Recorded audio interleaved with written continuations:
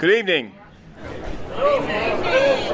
Welcome. We're going to talk about a really important subject. I hope you've got your heads on because this is heady stuff. The question is whether you were free to attend this event or not. It wasn't free. It wasn't. Well, there's a different sense in which free can count. I had to pay for marriage. We're going to talk about whether free will is a possibility, what it has to say about my own interest. And I'm JohnLoftus, and my own interest is whether or not it's possible for us to have enough free will for a God to judge us harshly. And if nothing else comes out of this, then I know that we do not have that kind of free will for God to judge us harshly. He should know everything we do, everything we think, and everything that went up to everything we've done and everything we've ever thought, so that there's no reason why he would be upset and surprised. Oh my God! You know, I can hear him say, he quotes himself, of course, in my world, John did this. What a surprise. I can't imagine we ever surprising a God, with our actions. So you're saying this is like the what does God need with a starship argument? Exactly. So that's my interest, in this whole topic. But we have a panel of experts, and we're going to delve into this subject and hopefully give some room for questions and answers. The subject has been talked about ever since Alan Turing's test, as Isaac Asimov. And I thought back about some of the other sorts of characters in the Jetsons. If you remember Jetsons, Rosie, the robot, she had an attitude. Let's go back and look at some of those cartoons. There's Hal from Space Odyssey 2001 who takes over, and and there's also even today we have the Siri from Apple. It talks back to us, and it talks back to Sheila anyway. You ought to see that. Or Google Assistant, and even beyond. Where's this going, and what does it mean for free will? And we're going to discuss that today. So here we go. First off is Annalise Beatty. And where'd she go? There she is. All right. She is, in no particular order, the manager of data strategy at a large logistics company, a master's candidate in data science, a founding member of the Chattanooga Humanist Assembly, an artist, a wife, and a mother of 2 teenage boys. Woo. Oh my God, that's hard. Oh yeah, I definitely have my hands full. So I was asked to join this panel in lieu of my husband, who's also at the Chattanooga Humanist Assembly. He felt that I was more qualified because of my experience in data science and my master's degree program that I'm working on. Now, to be honest, before I was asked to join this panel, I hadn't given much thought to the idea of free will. Free will to me was whether or not I would go out and have Einstein's for breakfast or Dunkin' Donuts. One of them has better coffee, one of them has donuts. And I love donuts, right? But I figured, I've done a lot of thinking about AI in terms of an economic perspective and a sociological perspective. So really what I had to focus on was the idea of free will. So before I started to do some research, the first thing that I did was try and decide what free will actually meant to me. Now, curiously enough, when I was asked to do this, one of the news stories that was just hitting was those little robots out of Japan that were playing soccer, okay? So I used them as a way to try and think about, do they have free will? And I compared them to my son. My older son is 16 years old. He's been playing soccer since he was 3 years old. He's actually playing soccer this weekend instead of being here.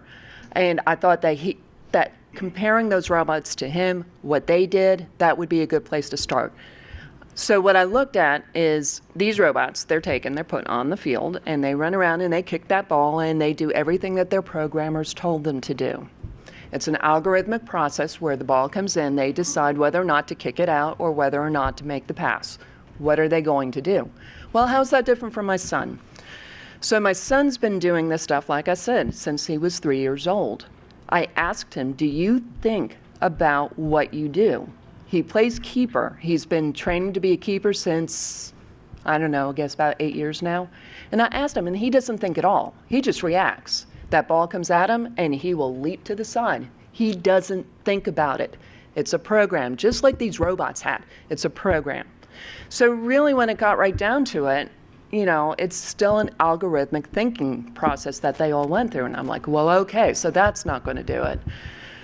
So what makes it different? And I said, well, those robots didn't really have a choice.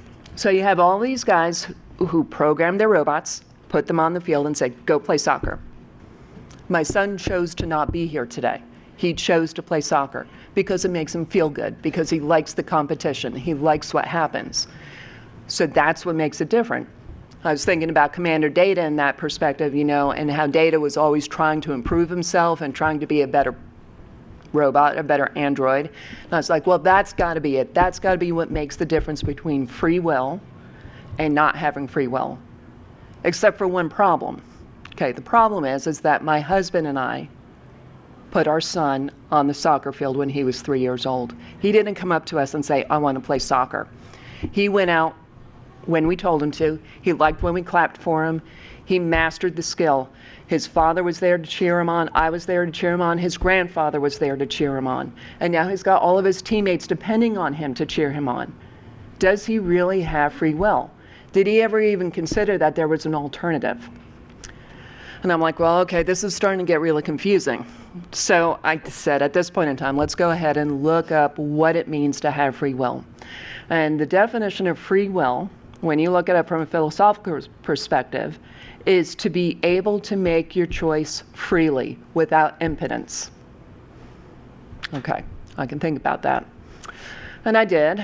And, impedance, what could that mean? Well, impedance could be your upbringing. Impedance can be your genetics. My son's upbringing was soccer-driven. He is tall, like I am. I'm 5'8". My son's going to be 6'4". So he was going to be a keeper because that was the ideal position for him. He was driven to that by his teammates from a very early age because of his size, because of his ability to get his hands in the way of the ball. Well, that's impotence, So if you think about it, maybe my son doesn't have as much free will as I thought. Maybe he's not a whole lot different from those robots. So I step back from that a little bit. I'm kind of on the fence about whether or not free will even exists. And I started to look at some of the other arguments. So when you think about, where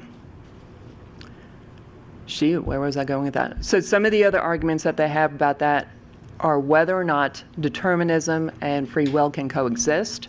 That's one of the biggest philosophical arguments out right now. They call it compatibilism. And a lot of the studies that they're doing these days is that they will look to see whether or not you can have free will within the construct of a deterministic worldview, whether or not your genetics, your upbringing, all that sort of stuff. Once you have all that wrapped around you, can you still choose? And that's really what we're looking at when you think about robotics and AI. We're teaching artificial intelligence, we're teaching robots to think the way that we think. If you look down in the neural networks, the deep neural networks that they do, they run through experiments just like we do. They make decisions just like we do. They develop their own languages. They develop their own algorithms based on the data sets that they're structured, that they're running through. And really, that's not a whole lot different from what we do, if you think about it. So I'm still on the fence about whether or not humans have free will to start with. But when I look to see some of the things that are coming up in artificial intelligence, when I look at, we talked about some of the chatbots that develop their own language so very, very quickly. One of the things that got me into my data science program was an article that I read not too long ago where they're talking about how you have to have a psychology degree to work with the artificial intelligence because the way that they're making their decisions doesn't make any sense to the guys who wrote the code that developed the AI. They are building their own relationships and they're doing their own learning. And realizing the kind of world that I was moving into, that's why I'm in data science right now. So I'm really kind of on the fence about how this is all going to play out. I do have concerns when you think about the idea that these guys are going to be learning, and they're going to be learning from us, and all of our faults, and all of our foibles.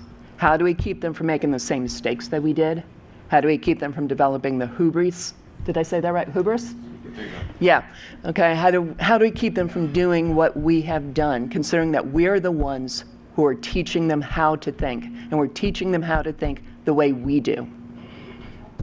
Thank you. When it comes to your concerns, there have been suggestions, B.F. Skinner being one of them, that in order to make sure that the future generations behave properly and more correctly, is that we give them better conditioned responses to their behavior. Are you concerned about that happening? Are you worried about Big Brother? Is that what you're saying? Oh my gosh, I am very worried about Big Brother. But I mean, one of the things that you've got to think about, if they start to make their own decisions and they start to make their own choices, what are their goals, right? And if their goal is, to protect themselves, what's to keep them from seeing us as a threat? They can, if I don't like what you're doing, I can pull the plug. And they're going to do everything they can to keep that plug from being pulled. It's not going to be that simple. If their goal is to try and be more powerful, to learn more information and all that sort of stuff, and we stand in the way, that's a problem. Yeah, we have problems when it comes to nuclear technology too. Exactly. And so we have a lot of problems, and we have to face them head on. Facts are facts, though, aren't they? And if we don't have free will, then we don't have free will. And just like with nuclear weapons, we have to learn how to, Right. utilize them properly. And so the concerns are still concerns. So thank you. Thank you so Okay. much. I would almost make the suggestion that I'm not sure what the proper use of a nuclear weapon would be. Yeah, right, sure. Yes. Well, one way is to destroy them. Yeah. Well, one of the things that came up, and I'm sure one of these guys will jump into it a little bit, is the idea that our free will is now wrapped up into our moral code. And so there might be something there. I haven't really given a lot of thought to it, but morality certainly has an aspect to this. Okay. Now, next up is Tim. And Tim, he seemed to be quite involved in helping this panel get together, as did Mark. He is a PhD candidate in aerospace engineering at Georgia Tech and the president of Campus Freethinkers, Georgia Tech's only secular student alliance affiliate group. So my introduction is going to be a lot shorter. I don't consider myself an expert on the topic of free will. I'm very interested, though, in artificial intelligence. I guess artificial intelligence and rocket science are two things I have in common with Elon Musk. But what I don't quite share with him is the fear of artificial intelligence, and I think that a big part of the reason why it seems so dangerous is because it's so unknown. It's like you mentioned, it's kind of a black box. We don't know, even the people who programmed it don't know what it will do when you turn it on. I think that's why these kinds of discussions are very important, and I'm cautiously optimistic that this is an issue that we will solve before anything goes badly. And I do think it's important to nail down what we mean by things like free will, and also talk about how we might control and or prevent AI from doing bad things. But I'm sure we'll get into that more after we talk about the 3 laws of robotics. So 2 of our panelists seem to be talking about the concerns, but the facts of the case. Do we have free will or not? What do you think and why? So I'm sympathetic to the compatibilist view. I will say that I personally take a very hard determinism view of things. Personally, I kind of side with people like Sam Harris on the idea that free will is not really much more than an illusion. I think if you think about how a computer works, you give it some inputs, it does some calculations, and then it gives outputs. Those outputs are completely determined by what inputs it had and what the structure of the computation was. I don't see that there's anything else that people are capable of. We have outputs in the forms of moving our hands and talking. We have inputs like upbringing and being taught in schools, and we have inherent structures in our brains. And while they're far more complex than anything we've been able to program, I don't see where there's anything supernatural or extra that comes into play there. There's no evidence for it, is what you're saying. Yeah, There's just no- absolutely zero. Okay, all right, good. We'll come back to that, those discussions later. All right, Derek, you know Derek. He is the director of Skeptrack, my personal hero as far as this conference goes. He's amazing. Mark. All right, screw what I just said. I don't like him. I never did. Yeah, And the host and producer of Skepticality podcast and has AI programming experience in relation to anti-terrorism. And now you guys know why I'm sitting between them. Oh, well, this is where things get weird, because when people talk about free will these days, especially with the rise of things like Sam Harris's arguments, and which are not new, it depends. You look at free will in, am I going to go have a Frappuccino? Am I going to have a snack now? I think you have free will from that because, well, screw it, I can wait. It's not like something that, pre-programmed to do, because then that would be easy. So we really want to talk about, is it supernatural? Well, that's obviously not true. And we go down the computer line, and the problem there is the fact that our brains are way more powerful than anything we even conceive of with silicon these days. We might get there one day, way in the future, or tomorrow, but because that's how technology works. When somebody tells you it's going to be 10 years away, ignore them, because you don't know. I've been in technology for my entire life, and everybody's always said this has been 5 years off. Many things they've said that about, and we haven't gotten there yet. And there's things that they said would never happen. I have them in my pocket now. Okay? So there's no expert that will tell you anything that you can ever even believe when it comes to technology, because you don't know. They don't know. If they think they know, they're wrong. It's because they've known this forever. I mean, they never expected us to ever make a submarine back in the day. Come on, right? So 5 years away, we'll have AI that'll be able to be better than us at X, Y, and Z. It could be 2 years from now. It could be not in my lifetime. And that's all we know, because computer programming and technology at this rate, you don't know. And goes back to the original speaker. The cool part about some of this AI stuff lately is a lot of people don't realize computers, chips like the CPUs, I'm sure everybody's a geek at DragonCon, they know what I mean. Most of the new ones that are being produced, we humans don't have a clue what's in there anymore. They are actually completely programmed and designed by robots, because that's the only way they can make them fast enough to keep up with the Moore's Law demand to make them that much faster generation after generation. So we already have AI doing stuff that we don't even understand. And you even brought up my coolest thing is everybody hear about the chatbot they had to shut down because they were worried about it? It was Facebook, right? They actually had developed a chatbot system because they were trying to figure out a new AI to make Facebook even more fun, I guess, because I guess nobody's actually using it anymore. It's dying down.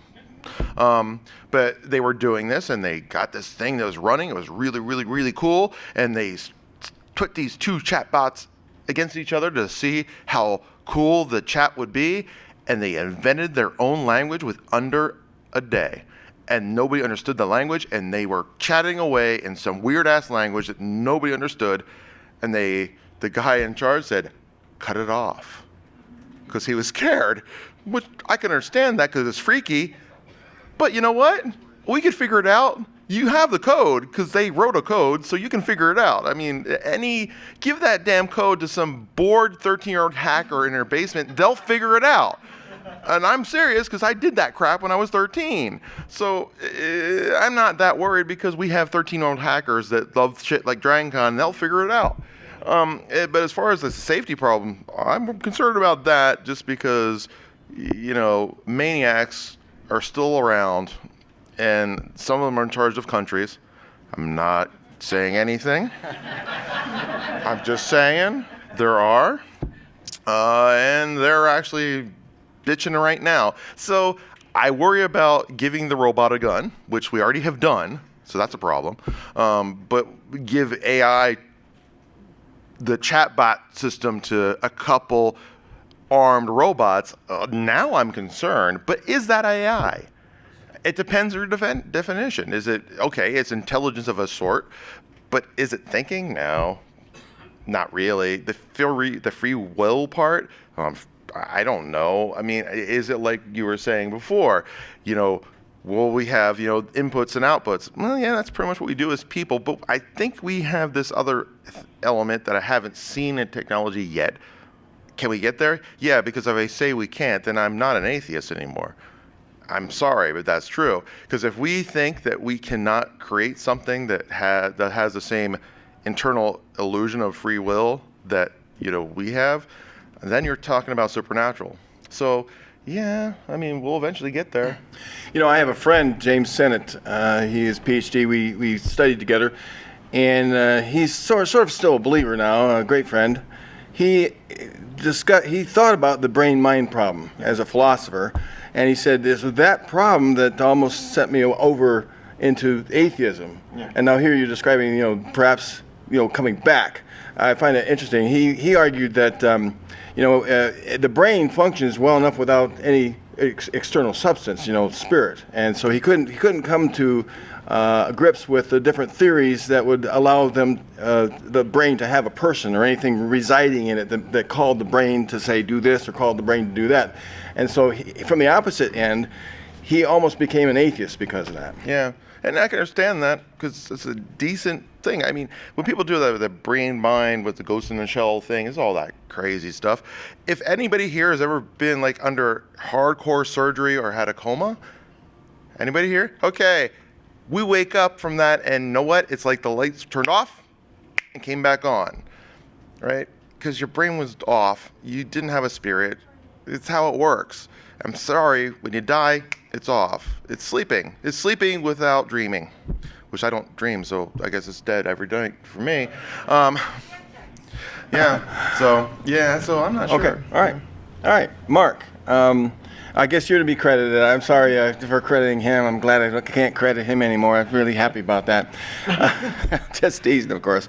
He's a vice president of Atheist Alliance of America, a great guy, author of and co-host of the Secular Mindfulness podcast. He has over 20 years' experience in practicing mindfulness meditation and is the executive director of the nonprofit Association of Mindfulness, Meditation, and Secular Buddhism. Thank you, John. You've heard him before today. All right. You get claps. See? He's an awesome guy. He's just an awesome guy. You're not so much. I got nothing. You got claps. You're awesome. You're awesome, Derek. You're awesome. Yes. Don't. Yay. All right. So my question really is, how do we define this free will thing, right? If it's our will, if it's our free will, then the determination to do something should come from within us, right? So that I would call that free will. If something else determines my will, or someone else, or something else, then it's not my will, right? Now here's the interesting thing. According to the Encyclopedia Britannica, the brain receives 11 billion bits of information per second. But the intellect is conscious of 16 to 50 bits of information per second. So we have a distinction here between what is conscious to us and what is subconscious to us, right? So are our subconscious reactions part of our overall free will?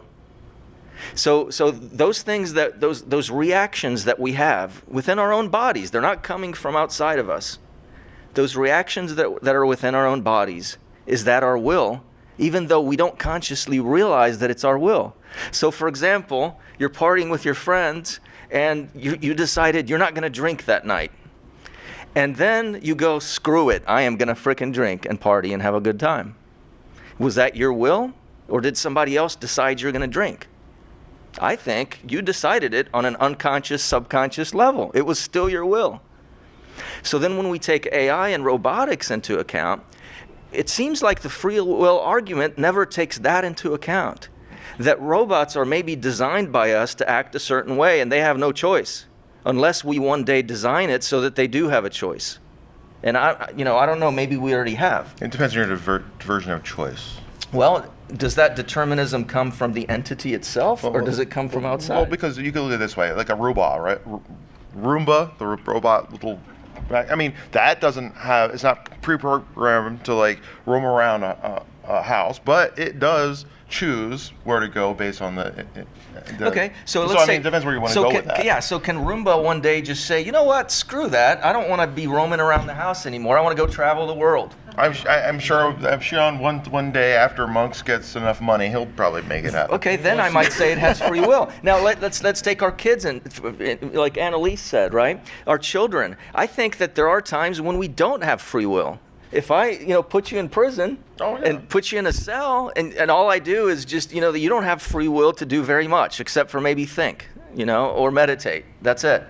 Plot your escape. Yeah. So I think there are cases when we have free will, but we also need to be aware very strongly that there are two parts of us. There's a subconscious part of us that kind of does things reactively, and that we are in control of that. We can control that. We can override those reactions and those programmings. And when we're not aware of that, we allow those reactions to run our lives and enslave our intellect. And then we lose our own free will by our own choice. So I guess that's free will too. So I'll pass the torch.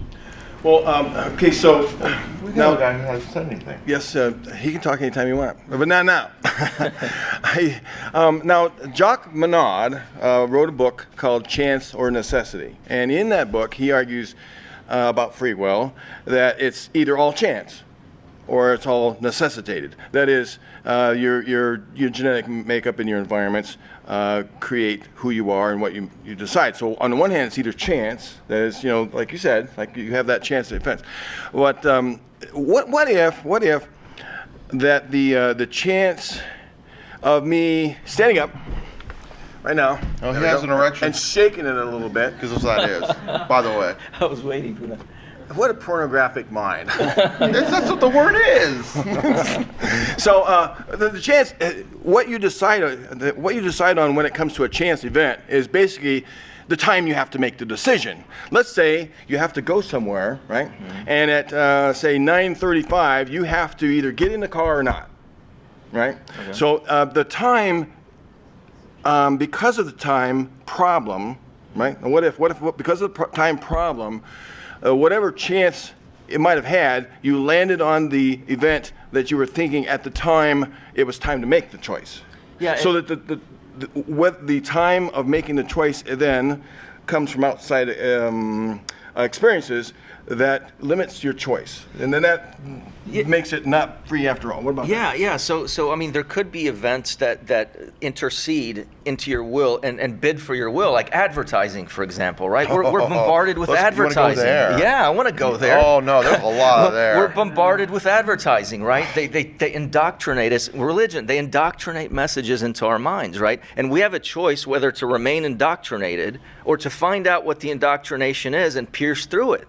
If we succumb to the indoctrination, we've lost our own free will. We've freely given up our own free will. But it depends how you're going to look at that. Okay, we should have had one of the illusions or magicians on this panel, because something you bought right there is a huge thing, because half of what magic is that. Error is still free will. I'm just saying. I can if I err, I still err freely. Like, okay, so a long time ago, it wasn't that long ago, but there was a big study to help people in the service industry, where they did a study and they found out that you can get more tips, and people will notice this if everybody's been going to restaurants for like 20 years. Did everybody notice? You can raise your hand if you know, if you've seen it. In past like between 10 or 12 years, almost all the waiters and waitresses put like little doodles and their name on checks. Does everybody notice that? And it never happened a long time ago, right? That because there was this big book that came out that managers got to tell their employees to do this so they get more tips, so they're happy with their crap ass culinary rage, because they realize that if you do that, people will then freely, quote unquote, give more money to the waiter and the waitress by like a 30 to 40% more accuracy rate, and it was done over and over in studies, so it's true. So is that free will? Yeah, I think what happens is this. There are agents that are acting on your unconscious, subconscious reactions all the time. They bid you to it's like an input that bids you to react in a certain way. And if you're conscious of your unconsciousness, you're more free to choose. If you're not, then you will succumb to that indoctrination or those cues. Or it's like Pavlov's dog thing, except humans have a choice and dogs don't. Yeah. Okay. I'm glad we have, this provides some debate. That's good, all right? And maybe Asher Haig can help us solve this. Please. He is the CEO and lead engineer of Strong AI with a PhD from Emory University in Artificial Intelligence and Psychoanalysis. Strong AI is a startup based on Asher's PhD research, introducing information intelligence technologies as the foundation to artificial general intelligence. I find myself concerned now about the near future where the Roomba comes with a pistol mount. Well, that's what I'm saying. And travels the world. Who gives the gun to the robot is not a good idea. So I wanted to shift the lens a little bit in how we talk about this as far as what I wanted to address, but I think it's taking off from the points that everyone else has talked about. In particular, I wanted to start with what Mark introduced, this notion of what is the governing force? Is it interior? Is it external? What is the relation between those? How is the boundary set up of self-identity so that one can distinguish internal and external? And so two big questions in AI today about this form of governance come down to basically, first of all, how can formal laws or formal rules become free? If we have to formally determine an algorithm, then how could it allow something not determined to happen? And second, if it can, how do we regulate that freedom? If an algorithm, in formally determining what is or isn't allowed, creates freedom, then what could possibly limit or regulate what that freedom could do? And I think this is what leads into these apocalyptic fantasies that seem so popular today. Give me the cool stuff. Sure. But so I wanted to turn back time a little bit and look at a very popular foundation for talking about artificial intelligence or robots, which is Isaac Asimov's 3 laws of robotics. I figured somebody would go there. So for those who aren't familiar, the laws are basically stated as, first, a robot may not injure a human being or, through an action, allow a human being to come to harm. Second, a robot must obey the orders given it by human beings, except where such orders would conflict with the first law. And third, a robot must protect its own existence so long as such protection does not conflict with either the first or second law. So we have a tension in this question between freedom and law. And a lot of times the 3 laws from Asimov are asserted as a model for artificial intelligence that is no good, that's outdated because it's too formal, because it's suggesting that we can just set out rules about how things can work, but actually those break down. But my experience in returning to the books, having read them when I was maybe 11 and rereading them now, is that actually Asimov seems very much aware of these problems, and that he's actually staging the way that a rules-based approach breaks down. But at the same time, he makes the odd claim that these rules are somehow fundamental to the capacity for the robots to be intelligent.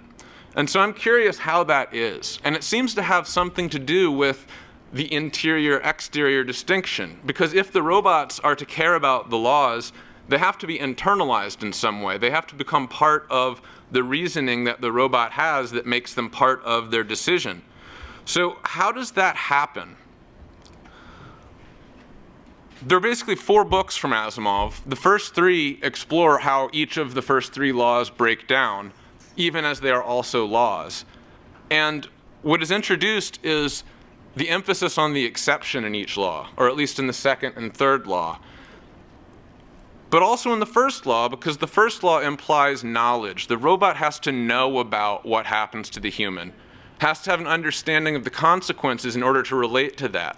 So really what the robot is relating to is not something which is predetermined, which is what would cause harm to the human, but rather the question of outlining and examining and analyzing consequences to determine what would or would not.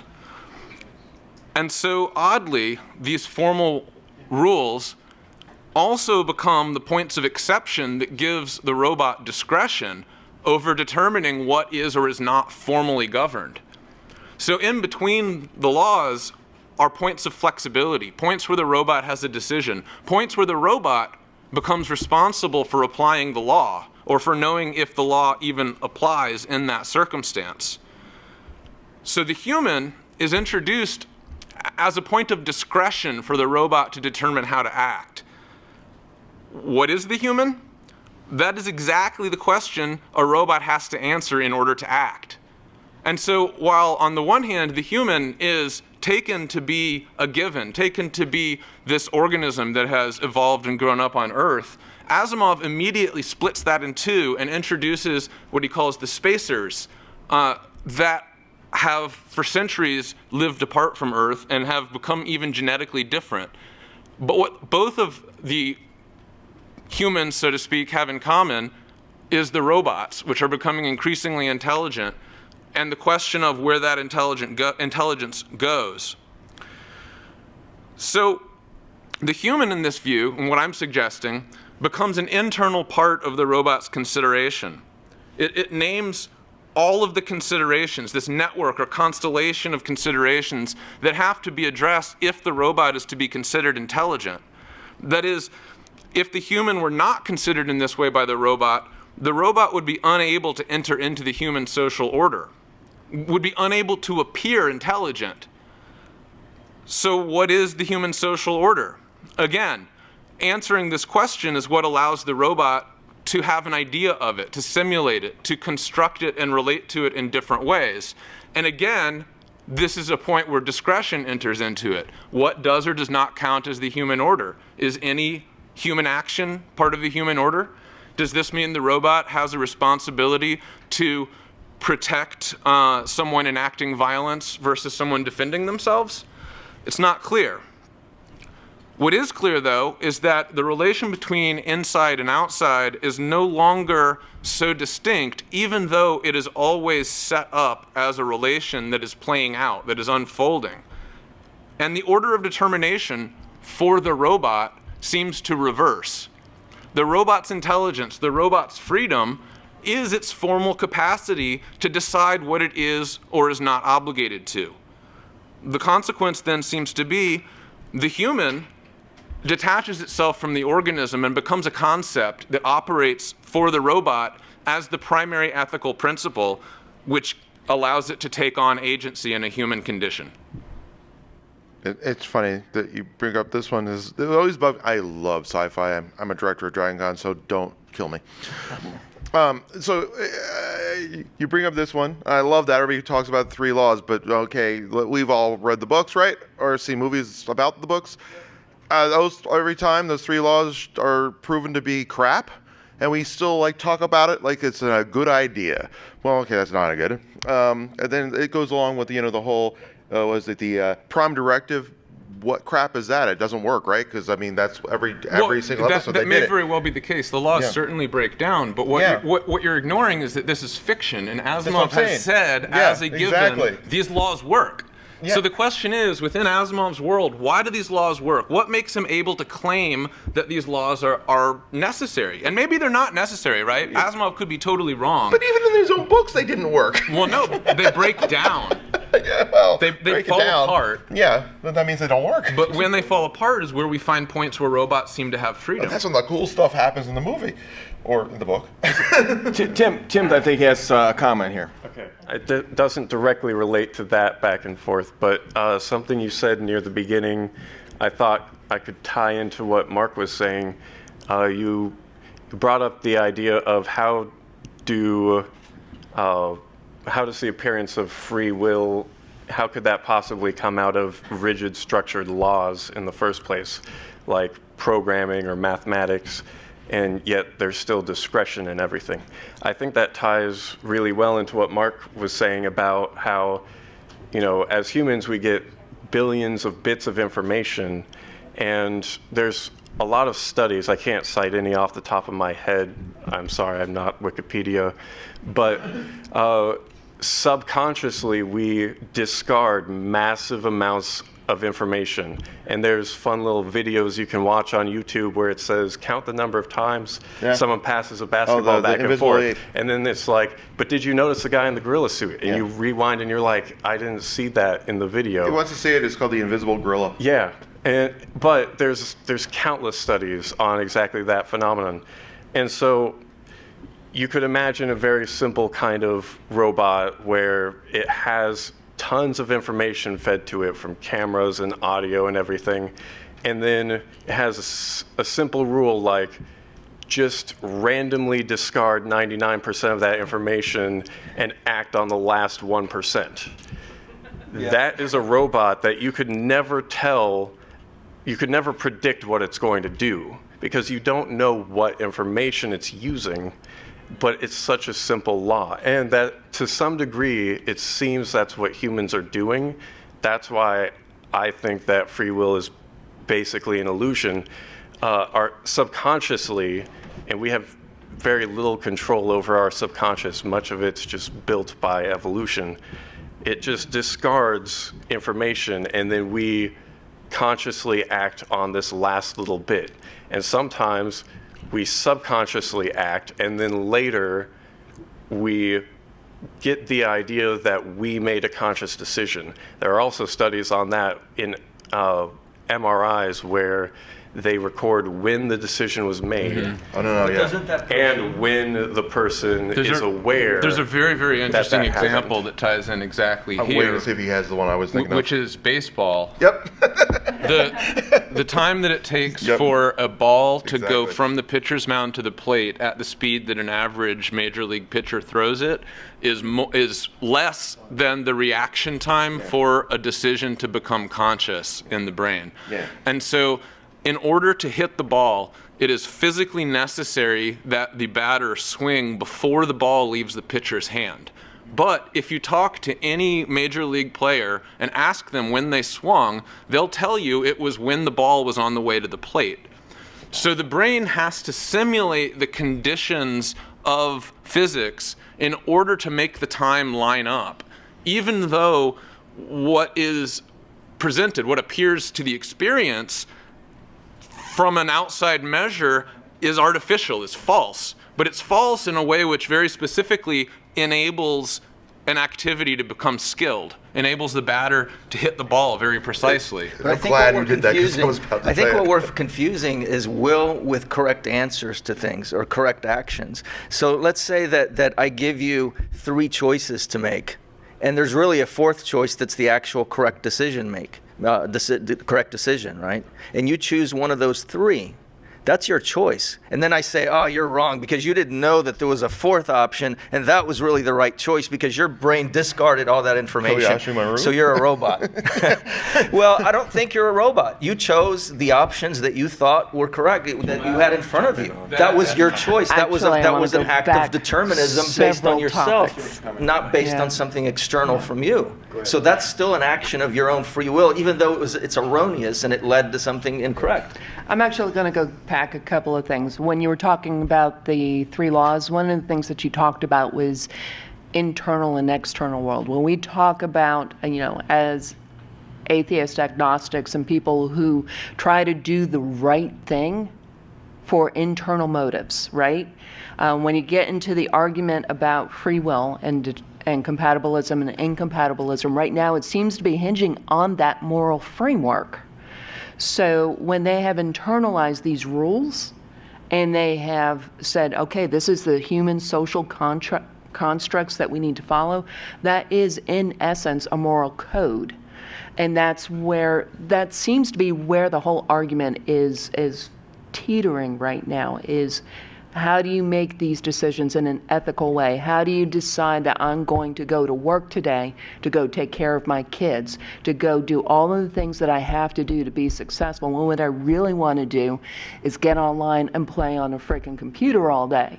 I mean, these are what our ethics are. They are to take care of each other. They are to do all of those things. And maybe where he was trying to go with those 3 laws was to try and develop a sort of moral code for creatures that don't have God to set that moral code. right? Does that make sense? Yeah, at that time frame in history, that would kind of make sense. Well, absolutely. But the consequence, which I had not yet mentioned, the fourth book ends up taking actually a historical moment, which is the Eichmann trial in Nuremberg. Eichmann refers to a moral philosopher, Immanuel Kant, in order to make the argument per Kant's moral philosophy that his duty in the concentration camp was exactly what he had carried out, and that, as horrifying as it was justified because it was necessary. And he makes this argument in a way that becomes very difficult for philosophers to refute, so much so that it created a whole nother branch examining the consequences of this. And what happens in Asimov is that a robot philosopher ends up concluding that if the human is this fundamental kernel in all three of the laws, and if the three laws themselves are so fundamental and original, it must be because they have another more fundamental law in common. And he calls this the zeroth law. And the zeroth law shifts the axis from the human to humanity. And so the zeroth law says that robots have a responsibility to protect, and then it becomes secure, humanity. And it becomes a way of depriving human freedom in the name of human security.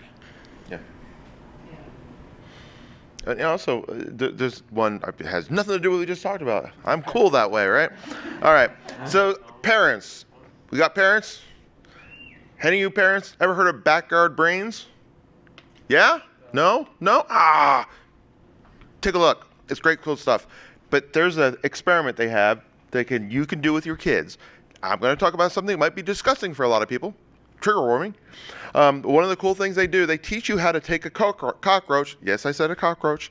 And you get a bowl of ice water, because it makes a cockroach go to sleep like going to surgery for us. So it goes dead, like, and then when it warms up, it becomes alive. All right. So you throw in the water, and then they have a way, they teach the parents to show the kids how to put little electrodes inside the cockroach near its brain. And then you can actually steer the cockroach with an iPhone. Now, we're talking about, free will. And the reason why you can do this is all of organisms, all of us, and with the brain, we have a thing in us that's called, they call it the beat. So you can get the beat, and then you actually can control things with that beat. Now, there's a perfect example of how we can take a creature, it might be a bug, but we're still able to do it, put it under for a little while, give it a couple electrodes, and then we go, we can actually I've seen it, do cockroach races, and you can steer them around like a go-kart. And they do it. It's really cool. That brings up a topic I wanted to introduce. It's been actually introduced before here. But the evolution itself. I mean, if we have free will, then so do cockroaches in some degree. And yet cockroaches don't have free will, so therefore we don't have free will. Does that make sense to you? Well, maybe it's evolution itself that has free will, right? Evolution is basically a process for multi-threading organic life and experimenting with the different ends that it can take. And so evolution survives by creating lots of different possibilities and then rebooting them with like new next generation versions. Yeah, I think it's, as long as you don't give it agency, because it's just what happens. I mean, evolution is based on very simple laws. Well, just because someone or something can take away our will doesn't mean we never had it to begin with. I mean, yeah, I can imprison someone and take away their free will, but that doesn't mean I didn't have free will because I can take a cockroach and take their free will away. Right. In this example, then, and what I just said, it's not evolution that has agency. It's the agency of evolution, which is simultaneously carried out by all of these individual organisms. And so all together, all of the organisms are literally, in life, playing out evolution. And so evolution has a real existence as the common thread between all of these, between not just all of the organisms, but their various subsequent generations. So it's certainly not evolution that is an agent that has its ability to act on its own, but there is a connection between individual actions and overall contexts in which action is possible. Is evolution similar then in some cases to gravity, for example? Is that the kind of force that maybe is guiding? But is it a sentient force, or is it just a process? It's a feedback force. Okay. Right. Okay, we're going to keep on talking. If you have any questions, we've got about 10 minutes to start coming up. We'll just keep on talking, but if you have questions about any of this, then line up there and we'll take them as we, well, it looks like we've got them. Boy, they've got some questions. We just ate up our 10 minutes. All right, so should we begin? Does anyone have anything else to say before? I'm good. Okay. I talked about cockroaches. Go ahead. We almost overrode. I'd be here all day.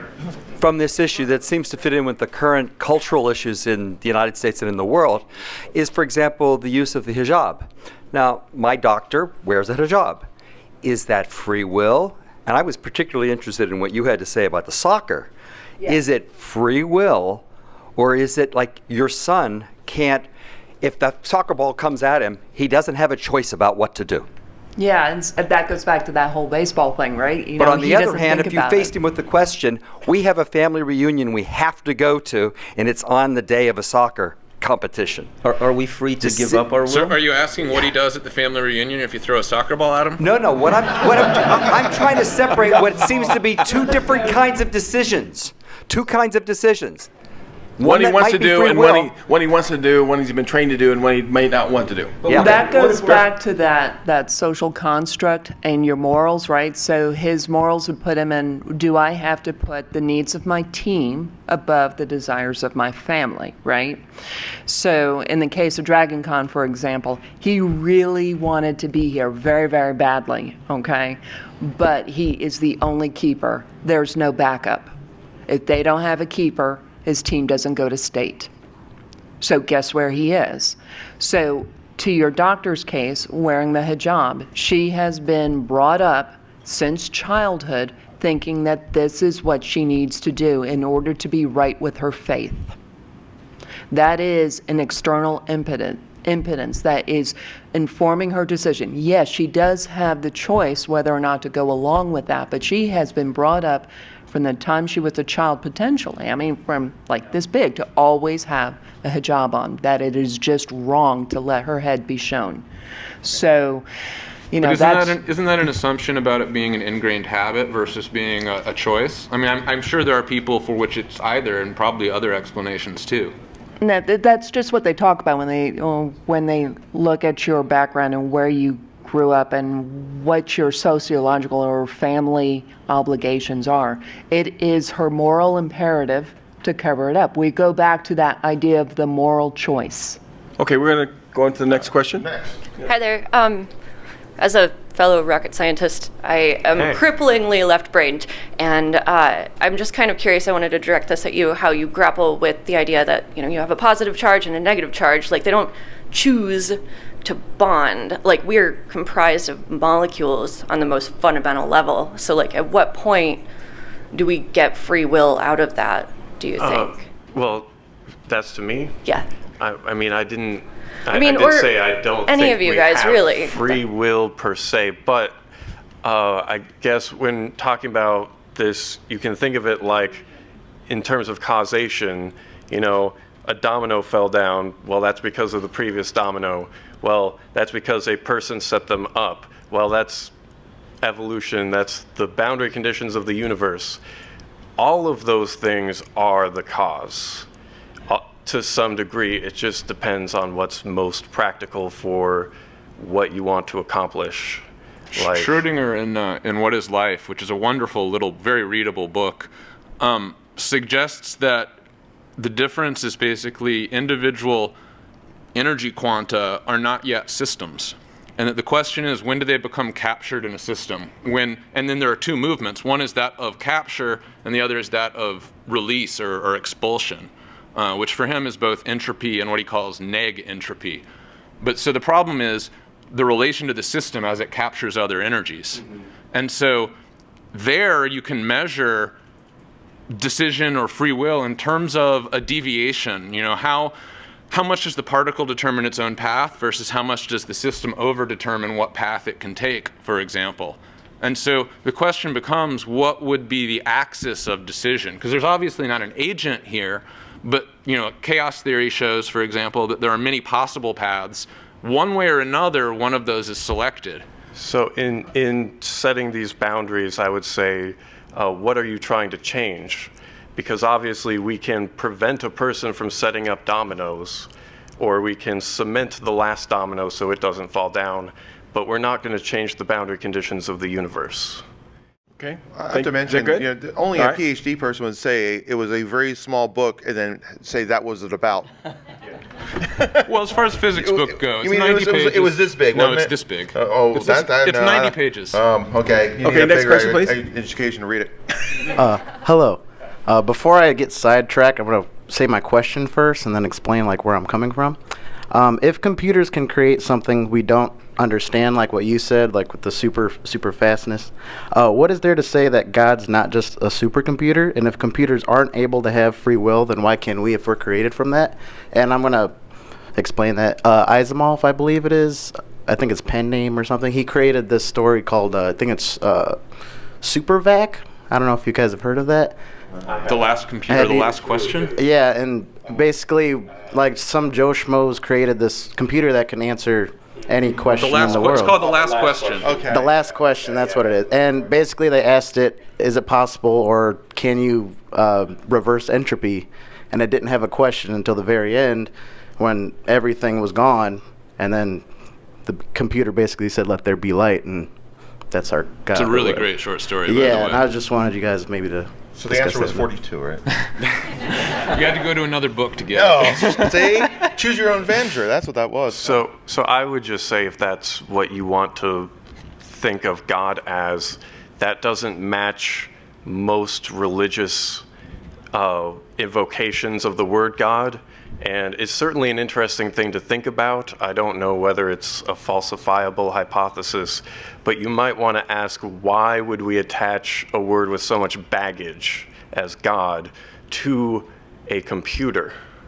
And it was almost like the Matrix idea, too. Well, it's the same question, are we living in a virtual reality? Yeah, it's And very similar once you to start that. asking that, it becomes harder and harder to argue against it. I don't think that Asimov's computer wants anyone to make a sacrifice to it. Okay, sir, you want to ask the question? We won't solve each question. We know this. I mean, yeah. Two-part question. First, it seems that most of the panel is leaning more towards the determinism side than the free will side. But then, at what level does determinism come into play? Because once you go small enough, there, in terms of physical processes, you've got the Heisenberg uncertainty principle and other random quantum effects that mean that you can't exactly say from this one state you get to this other state, which would necessitate the ability to determine somebody's actions. And also, in a related question, is spite compatible with determinism? Because with spite, you can say, I know I should do this, but I'm going to do this other thing instead because I don't like this other person. Oh, Schadenfreude, too. Okay.